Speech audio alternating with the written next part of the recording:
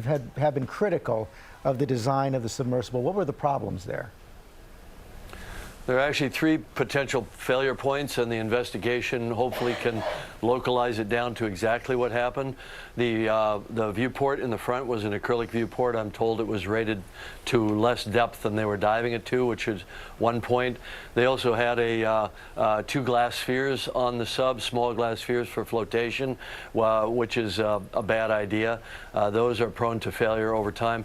But I think the weakest link, if I had to put money down on what the finding will be, the Achilles heel of the sub was the composite cylinder that was the main hull that the people were inside. There were 2 titanium end caps on each end.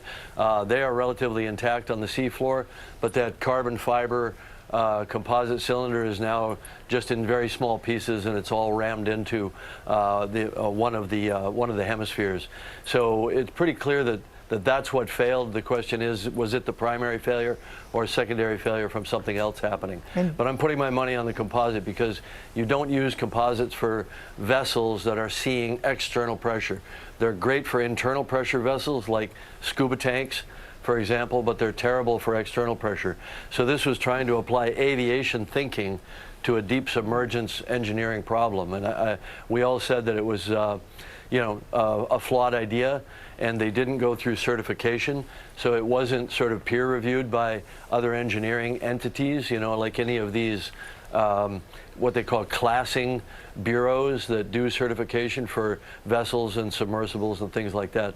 And I think that was a critical failure.